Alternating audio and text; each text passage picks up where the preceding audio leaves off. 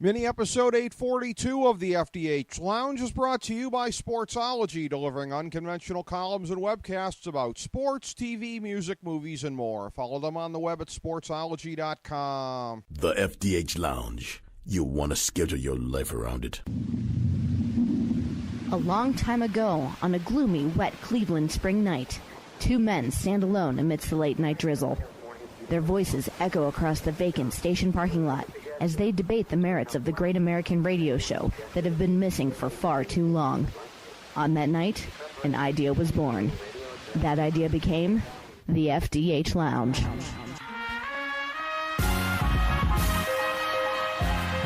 Welcome to the FDH Lounge. Welcome to FDH Lounge mini episode number 842. I'm FDH managing partner Rick Morris here with our preview of Fargo episode 3.7. Here are the top 5 developments coming out of the third season's 6th episode. Number 5, the IRS problem is gone in relatively anticlimactic fashion if that was the end of the subplot. Varga didn't even really need to have the fake books for that plan, just Mimo as a convincing alleged lawyer. Unless this serves as another wrinkle in the unfolding story of how Varga has swallowed the parking lot company whole, which it very well may, it's hard to envision the purpose that this complication and quick resolution served. Number 4, you wonder if Varga's going to have to reconsider pushing Cy outside of the company. Episode 3.6 pretty much featured peak Varga in terms of his powers, and even though he didn't feel very threatened by the challenge of covering up Ray's death, he's going to learn quickly how much more complicated everything is going to get. Murdering Cy is not going to be a great idea with the scrutiny growing, so keeping him inside the tent and under his thumb might be the best scenario going forward. Of course, this just reinforces our previous belief that Cy is going to be a very big wild card this season. Number 3, Nikki's about to find out why Varga's thugs deliberately left her alive after the beating. She went on to dodge a second near miss at the seedy motel, but she's about to learn that she lost her ne'er-do-well fiancé when he made the sad and inevitably poor decision to go retrieve the money that he left behind. So things are going to continue to get worse for her before they get better, but we now have an intriguing possibility looming. Since she's going to be the patsy for Ray's death, and Gloria and Winnie are going to be tasked with getting at the truth, Nikki's craftiness is going to add some firepower to what should be a formidable team of females. Number 2, we get our first glimpse of the defining battle of the season, Gloria versus Varga, and the latter appears to be rattled by the fact that she has no online footprint either.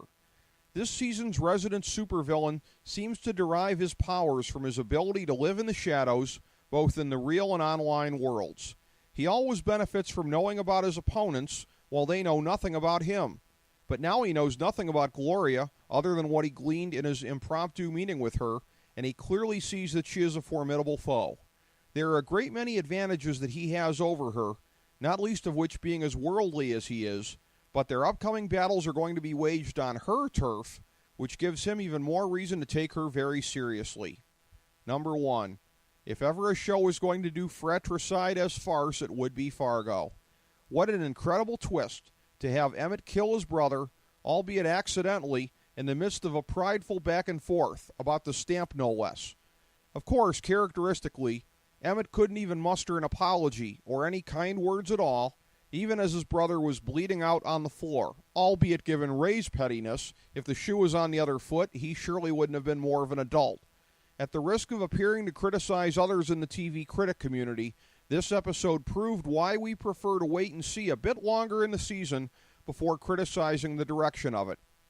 Season 3 has been held up in many quarters as something of a quote-unquote paint-by-numbers approach to storytelling, one that allegedly relies too heavily on the quote-unquote Fargo formula. Well, all Fargo seasons do have many degrees of commonality, but episode 3.6 shattered the notion of this season being in a cookie-cutter mold. Traditionally, the crime in the season premiere sets up the action for the rest of the season, but it's clear that this dynamic was a red herring this season. It's the killing of Ray, coming just past the halfway point of the season, that's going to be the defining crime of this third installment of the series. This development should perhaps serve as a reminder to all of us to be a little bit more humble when we think we know what is coming with this wonderful franchise. Thank you for tuning in to this mini episode of the FDH Lounge. As we bring the show to a close, we would like to extend our deepest gratitude to NBC, CBS, ABC, Fox, all Clear Channel affiliates, TNT, TBS, USA, UPN, Deadspin.com, YouTube.com, YTMND.com, MySpace.com, various blogs, Fox News, CNN, CNBC, MSNBC, IamBoard.com, Billboard.com, Google.com, ESPN, ESPN2, ESPN News, ESPN Classic, NBA TV, NFL Network, Sports Time Ohio, Athlon Magazine, Comedy Central, Cartoon Network, The Boomerang Channel, QVC, BET, The Spice Channel, Steno Notebooks, Manwich, Papermate Office Supplies, waitresses, strippers, bartenders, garbage men, janitors, microwave popcorn, the writers of The Office, Scrubs, Entourage, My Name is Earl, Oz, Metalocalypse and the Boondocks, Aquafina, and the Periodic Table of Elements.